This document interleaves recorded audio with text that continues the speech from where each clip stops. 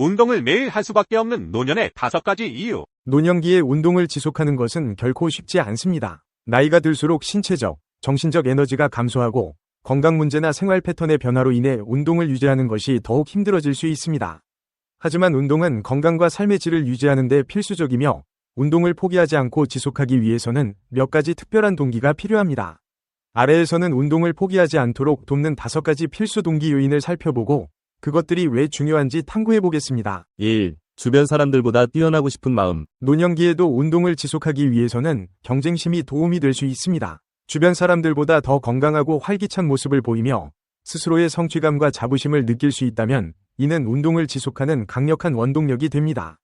특히 친구나 가족, 동료들과 함께 운동을 한다면 자연스럽게 서로를 자극하고 동기부여를 주고받을 수 있습니다.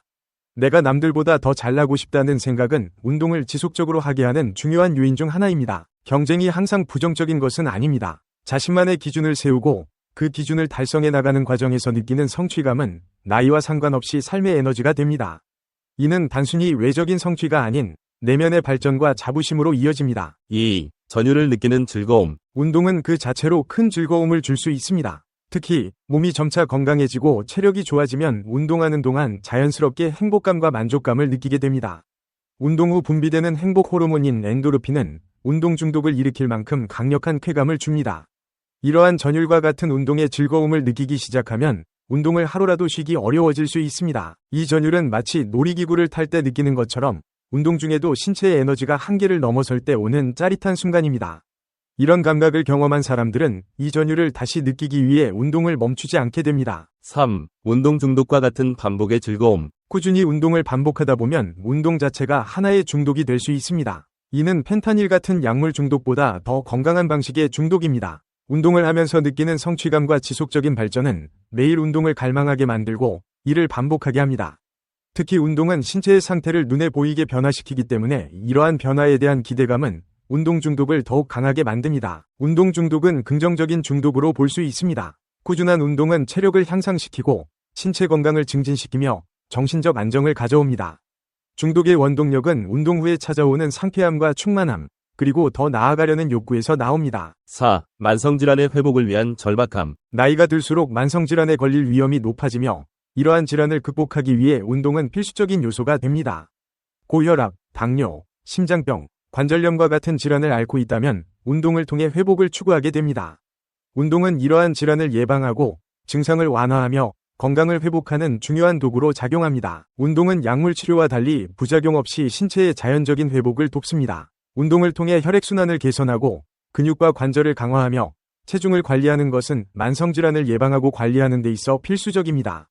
만성질환의 고통과 불편함을 줄이기 위해 운동은 더 이상 선택이 아닌 필수적인 활동이 됩니다. 5. 특별한 사유가 있는 경우. 운동을 하루도 빠짐없이 해야 하는 이유는 때로는 개인적인 사정에 의해 생기기도 합니다.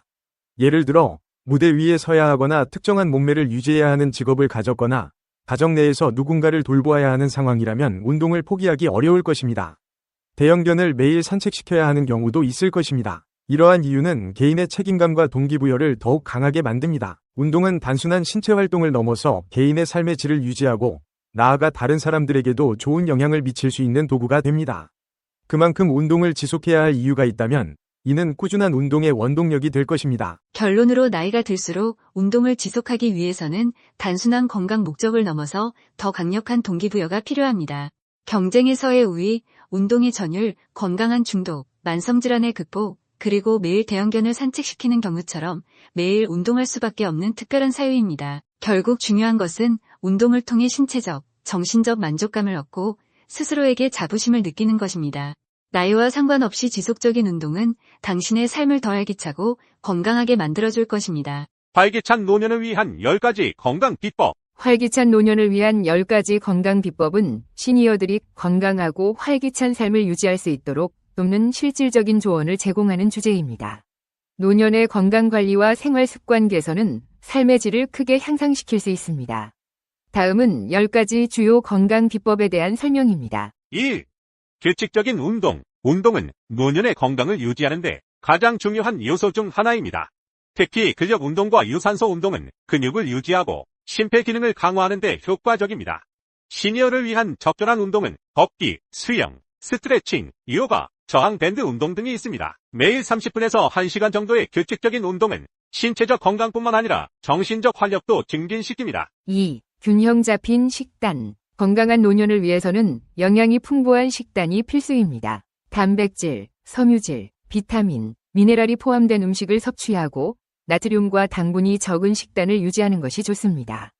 오메가3 지방산이 풍부한 생선, 채소, 과일, 견과류는 뇌 건강을 보호하고 노화로 인한 염증을 줄이는 데 도움이 됩니다. 3. 충분한 수면. 수면은 신체 회복과 뇌 건강에 매우 중요합니다.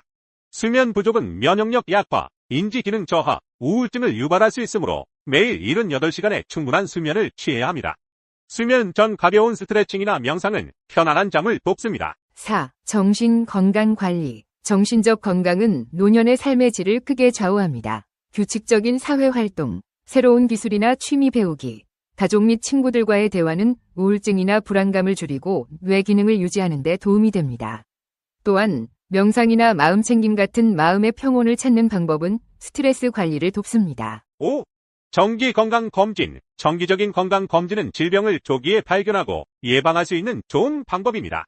혈압, 콜레스테롤, 혈당 수치와 같은 기본적인 건강 상태를 주기적으로 점검하고 치매나 골다공증 같은 노년 질환을 예방하기 위한 검사를 받는 것이 중요합니다. 6. 건강한 체중 유지. 노년에도 적정 체중을 유지하는 것은 매우 중요합니다. 과체중이나 저체중 모두 건강에 부정적인 영향을 미칠 수 있습니다. 규칙적인 운동과 적절한 식단 관리를 통해 건강한 체중을 유지함으로써 관절 건강, 심혈관계 질환 예방에 도움이 됩니다. 7.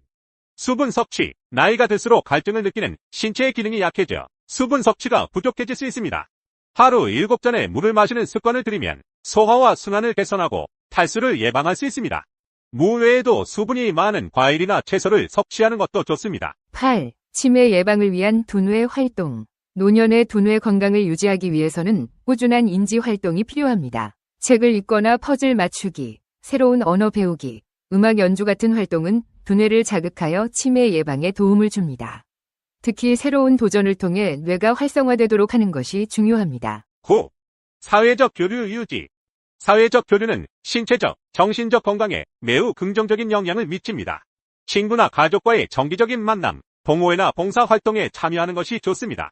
고립감이나 외로움을 피하고 활발한 사회적 활동을 유지하면 정신 건강을 지키는 데 도움이 됩니다. 10. 긍정적인 마음가짐. 긍정적인 마음가짐은 노년의 삶을 더 활기차고 행복하게 만듭니다. 작은 것에 감사하는 마음을 갖고 긍정적인 생각을 유지하는 것이 중요합니다. 스트레스를 줄이고 건강한 노년을 보내기 위해 자기 자신을 인정하고 삶의 소소한 행복을 찾는 습관을 기르세요. 건강한 삶을 위해 곡의성, 허준 선생의 무병장수하는 10가지 건강 비결을 들어보세요.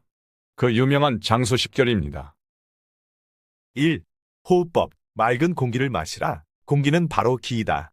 즉 우리가 마시는 공기는 신경을 타고 내려가 모든 장기의 순환 및 정화 작용을 하는 기가 된다. 그러므로 맑은 공기는 맑은 기가 되어 우리의 몸을 깨끗이 하고 더러운 공기는 우리 몸에 여러 가지 신경 장애를 일으키는 요인이 된다. 2. 다도 맑은 물을 마시라. 우리가 마시는 물은 우선 피가 된다.